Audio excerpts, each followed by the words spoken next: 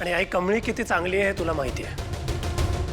तू स्वतः कौतुक केलंस तिचं अनेक वेळा, लक्षात आहे ना. आणि तू आई एक इंडिपेंडेंट बाई आहेस, प्रोग्रेसिव्ह माइंडसेटची आहेस. तू एका दुसऱ्या बाईबद्दल असं कसं बोलू शकतेस? आहे ना, मी इंडिपेंडेंट आहे, मी प्रोग्रेसिव्ह आहे, पण मी बिचारी नाही आहे. महत्वाचं म्हणजे मला स्वतःची, माझ्या संसाराची, समाजाची लाज आहे, ती बाळगते मी. मला चांगलंच माहिती आहे कुठे कसं बोलायचं. अँड मोस्ट इम्पॉर्टंट, माझ्या पाठीशी मी अत्यंत स्वाभिमानाने तुझ्या वडिलांचं नाव लावते. मला त्याची लाज वाटत नाही, कारण लाज वाटण्यासारखं मी आजवर कधी काही केलेलंच नाही. But see how strange it is Rishi. साधनाने कमळीला लहानाचं मोठं केलं, का तिच्या नवऱ्याचं नाव सांगितलं नाही? का कमळीला माहिती नाही तिचे वडील कोण आहे? सांग ना, काय कारण आहे? आई बास, काय गुन्हा काय कमळीचा नक्की? तिचा बाप कोण आहे कोण नाही यावरनं अपमान करणार आहेस का तिचा? आणि आत्ता म्हणालीस ना तू प्रोग्रेसिव्ह आहेस, इंडिपेंडेंट आहेस. मग एका बाईचा नवरा नाहीये तिच्याबरोबर, तर ह्यात त्या बाईचीच चूक असणार असे पुरसटलेले विचार घेऊन फिरत असशील ना, तर काय उपयोग आहे त्या प्रोग्रेसिव्हनेस आणि इंडिपेंडन्सचा? आणि फॉर दॅट मॅटर ज्या बाईचा आता तू अपमान करतेस ना, त्या बाईनी स्वतःच्या जीवावर कमळीला लहानाचं मोठं केलंय. अरे चांगल्या चांगल्या घरातल्या मुलींनाही नसते ना इतके चांगले संस्कार दिले त्या बाईनी कमळीला. काहीतरी चांगलं केलं असेल की नाही आयुष्यात? एक्झॅक्टली, हेच मला म्हणायचंय ना. हे जे सगळं प्रकरण तुला दिसतंय ना ऋषी, हे तितकं सोपं आणि सरळ नाहीये. पण अनफॉर्च्युनेटली तुला यातलं काहीच कळत नाही. अनफॉर्च्युनेटली आई, तुला मी लहान नाहीये हेच अजून अंडरस्टँड होत नाहीये. मला माणसं ओळखता येतात. कमळी चांगली आहे मला माहिती आहे. मूर्ख आहेस तू. You R stupid. तिच्या प्रेमात अंधळा झालायस तू. आणि तू द्वेषात.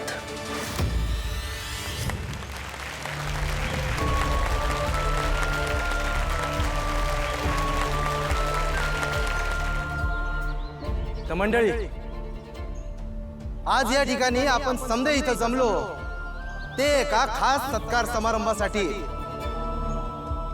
आज इथे एका साध्या घरातल्या साध्या मुलगीचा सत्कार समारंभ होणार आहे. बिकट परिस्थिती असताना, कुठली बी स्पेशल सोय नसताना फक्त मन लावून अभ्यास करायचा आणि संबंध मुंबई विद्यापीठामध्ये पहिला नंबर काढायचा. हे काय खायचं काम नाही, पण खरं तर आपल्या गावातल्या कमळीनं हे करून दाखवलंय.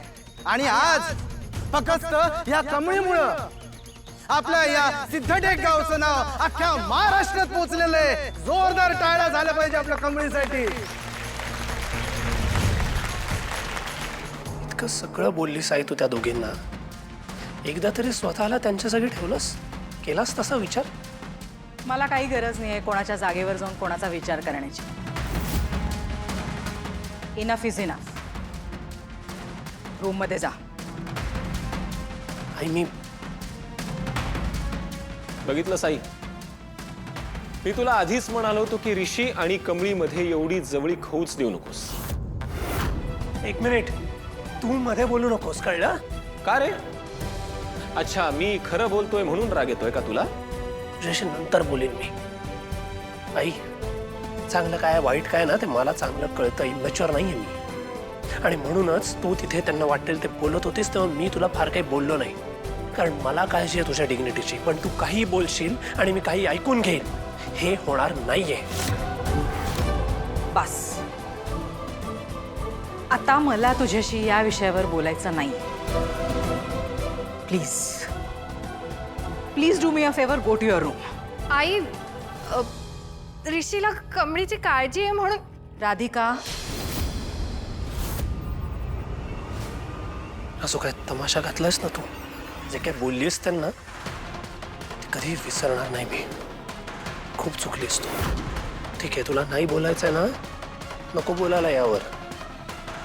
पण एक गोष्ट तूही लक्षात ठेव, मी आता लहान नाही राहिलो.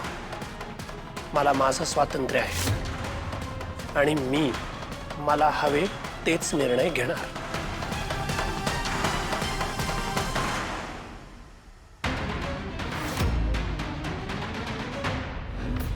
आई, ऋषी पूर्णपणे बेजबाबदार झालाय. मला सांग, हा असाच परत एकदा जर का घरातून न सांगता बाहेर निघून गेला तर काय करणार आहोत आपण? हाय, मी तुला पुन्हा एकदा वॉर्न करतोय. ऋषीला वेळीच लगाम घाल, नाहीतर हा कधीच तुझ्या हाताला लागणार नाही.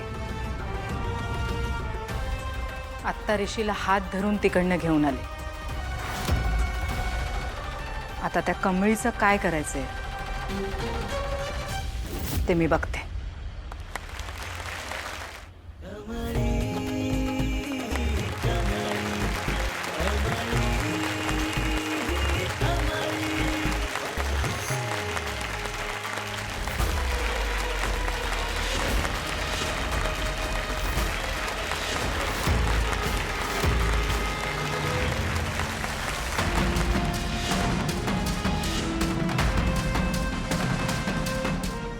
कमळे, अगं तिकडं बघ की.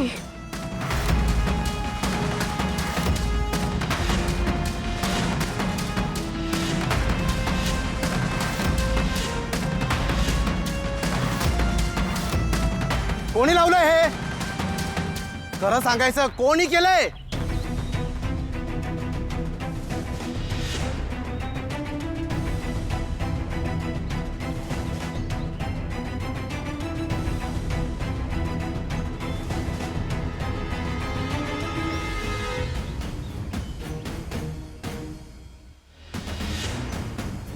मला नाही माहित हे बॅनर कोणी लावलेत. खरं तर मला बी नाही माहित माझा भाग कोण आहे. म्हणजे शाळेत बी लहानपणापासूनच असं फॉर्म भरायचं असलं का ते विचारायचं का तुझं बा काय करतो, तेव्हा बी मला बी प्रश्न पडायचा की खरंच काय उत्तर द्यायचं. माझा बा मला सोडून गेलाय हे सांगायची हिंमत बी नव्हती तेव्हा माझ्यात. मी तरी काय सांगू, मलाच काय माहित नाही तर मी काय बोलणार आहे. त्याच दिवसापासून ठरवलं का आपल्याकडे जे नाही त्याचं दुःख मनात बसायचं नाही. आपल्याकडे जे आहे ते समाधानानं आणि अभिमानानं स्वीकारायचं. आज माझा बा नाही माझ्याजवळ, खरं माझी आई आहे माझ्याजवळ आणि माझी आहे माझ्यासाठी आहे आणि बा दोन्ही बी आहे. हे बॅनर ज्यांनी लावलं ते मला विचारायलेत ना की माझा बा कोण आहे. मला त्यासनी एक प्रश्न विचारायचा आहे. माणसाची ओळख त्याच्या नावानं होत असते का त्याच्या कर्तृत्वानं होते हो?